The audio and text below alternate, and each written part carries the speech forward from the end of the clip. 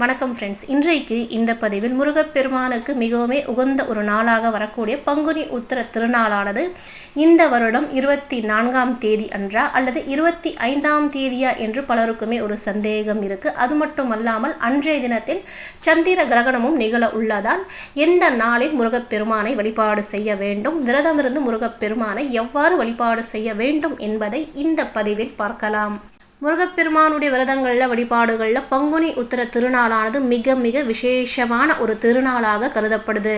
அன்றைய தினத்தில் தான் முருகப்பெருமான் தேவானையை திருமணம் செய்து கொண்ட ஒரு திருநாளாகும். முருகப்பெருமான் மட்டுமல்ல, சிவபெருமான் பார்வதி தாயாரை மணமுடித்த நாள், ஆண்டாள் ஸ்ரீ ரங்கநாதருடைய திருக்கல்யாணம் நடந்த நாள், மீனாட்சி சுந்தரேஸ்வருடைய திருக்கல்யாணம் நடந்த நாள், ராமர் சீதையை மணமுடித்த நாளுமே இந்த பங்குனி உத்திர திருநாள் அன்றுதான்.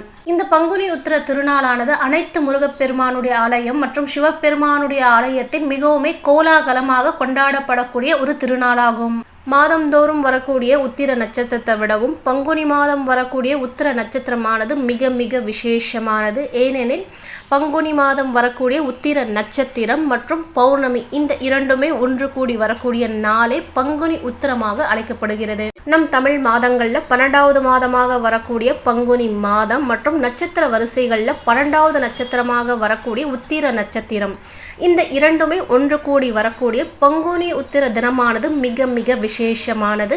12 கரங்களை கொண்ட முருகப்பெருமானை அன்றைய தினத்தில் நீங்கள் விரதமிருந்து பூஜித்து வழிபாடு செய்வது வாழ்வில் இருக்கக்கூடிய இன்னல்கள், பிரச்சனைகள் மற்றும் தடைகளை நீக்கி காரிய வெற்றியும் ஜெயத்தையும் தரக்கூடியது.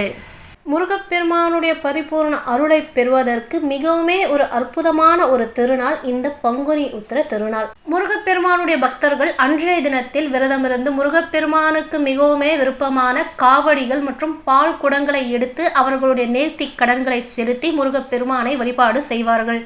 இன்னும் சில பக்தர்கள் தேரிழுத்து மற்றும் அலகு குத்துதல் இது போன்ற நேர்த்தி கடன்களை செலுத்தி முருகப்பெருமானை வழிபாடு செய்வார்கள். பங்குனி உத்திரம் இந்த வருடம் 24ஆம் தேதியா அல்லது 25ஆம் தேதியா என்பதை பார்க்கலாம். பௌர்ணமி திதியானது துவங்க இருக்கக்கூடிய நேரமானது 24 ஞாயிறன்று காலை 10:30 மணிக்கு மேலாக துவங்கி மறுநாள் 25 திங்கட்கிழமையன்று மதியம் 12:30 மணி வரை பௌர்ணமி திதியானது உள்ளது. உத்திர நட்சத்திரமானது ஞாயிறன்று அதாவது 24 காலை சரியாக 8:45 மணிக்கு துவங்கி மறுநாள் அதாவது 25 திங்கட்கிழமையன்று காலை 11:30 மணி வரை உத்திர நட்சத்திரமானது உள்ளது.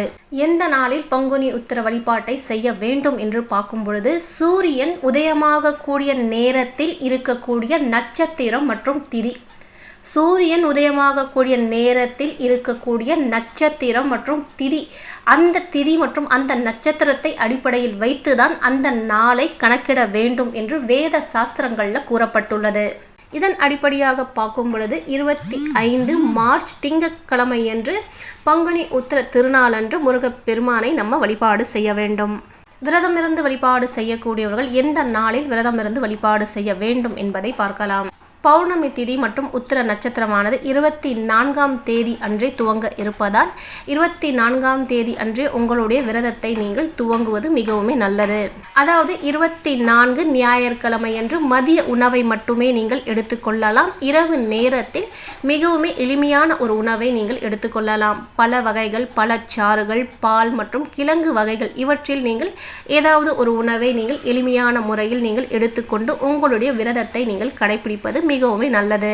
24ஆம் தேதி அன்றே உங்களுடைய விரதத்தை நீங்கள் துவங்கி 25ஆம் தேதி வீடுகளில் நீங்கள் முருகப்பெருமானை பூஜித்து வழிபாடு செய்ய வேண்டும். ஒரு சிலர் பங்குனி உத்திர திருநாள் அன்று முருகப்பெருமானுக்கு படையலிட்டு வழிபாடு செய்வது அவர்களுடைய குடும்ப வழக்கமாக வைத்திருப்பார்கள்.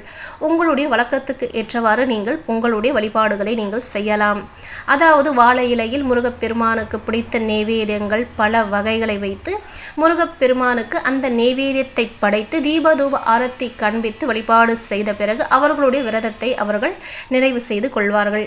முருகப்பெருமானுக்கு படையலிடாமல் மிகவும் எளிமையான முறையில் முருகப்பெருமானை வழிபாடு செய்ய வேண்டும் என்று நினைக்கக்கூடியவர்கள் முருகப்பெருமானுக்கு மிகவும் விருப்பமான பால் பாயாசம், சர்க்கரை பொங்கல், எலுமிச்சை சாதம் இவற்றில் ஏதாவது ஒன்றை செய்து நெய்வேத்தியம் செய்து தீபதூப ஆரத்தி காண்பித்து உங்களுடைய விரதத்தை நீங்கள் முடித்து கொள்ளலாம். அல்லது மாலை நேரத்தில் அருகில் இருக்கக்கூடிய முருகப்பெருமானுடைய கோவிலுக்கு சென்று தீபம் ஏற்றி வைத்து அங்கு தரக்கூடிய பிரசாதத்தை நீங்கள் அருந்திக் கொண்டு உங்களுடைய விரதத்தை நீங்கள் முடித்து கொள்ளலாம். விரதம் எடுக்க முடியாதவர்கள், அதாவது உடல்நல கோளாறுகள் மற்றும் உடல் உபாதைகள் உள்ளவர்கள், மருந்து மாத்திரைகளை எடுத்துக்கொள்ளக்கூடியவர்கள் விரதத்தை தவிர்த்துவிட்டு மற்ற இருக்கக்கூடிய வழிபாடுகள் பூஜைகளை செய்து முருகப்பெருமானை நீங்கள் வழிபாடு செய்யலாம். பலருக்குமே இருக்கக்கூடிய மற்றொரு சந்தேகமானது, அன்றைய தினம் அதாவது பங்குனி உத்திர தினத்தன்று சந்திர கிரகணமானது நிகழ உள்ளது. சந்திர கிரகணம் உள்ளதால் அன்றைய தினத்தில் முருகப்பெருமானுடைய கோவில் மற்ற கோவில்களில் நடை அடைக்கப்பட்டு இருக்குமா? முருகப்பெருமானுக்கு நடக்கக்கூடிய பூஜை வழிபாடுகளை அன்றைய தினத்தில் செய்யலாமா என்று பலருக்குமே ஒரு சந்தேகம் உள்ளது. 25ஆம் தேதி திங்கட்கிழமை என்று நடக்கக்கூடிய சந்திர கிரகணமானது காலை 10:30 மணிக்கு துவங்கி மதியம் 3 மணி வரை உள்ளது. இந்த சந்திர கிரகணமானது வெளிநாடுகளில் தெரிவதற்கான வாய்ப்புகள் அதிகமாகவே உண்டு. அதே சமயம் இந்தியாவில் இந்த சந்திர கிரகணமானது காணப்படாது. இந்தியாவில் சந்திர கிரகணம் கிடையாது. அதனால் எவ்வித தோஷமும் கிடையாது. அதனால் அன்றைய தினத்தில் கோவில்கள் திறக்கப்பட்டு தான் இருக்கும். முருகப்பெருமானுக்கு நடக்கக்கூடிய சிறப்பு பூஜை, அபிஷேகங்கள், வழிபாடுகளானது நடைபெறும். வீடுகளிலையும் நீங்கள் தாராளமாக முருகப்பெருமானை பூஜித்து வழிபாடு செய்யலாம். பங்குனி உத்திர தினத்தன்று முருகப்பெருமானை வீடுகளில் எவ்வாறு பூஜித்து வழிபாடு செய்ய வேண்டும், கோவிலுக்கு சென்று எந்த ஒரு வழிபாட்டினை செய்ய வேண்டும் என்பதை மற்றொரு பதிவில் தெளிவாக பார்க்கலாம்.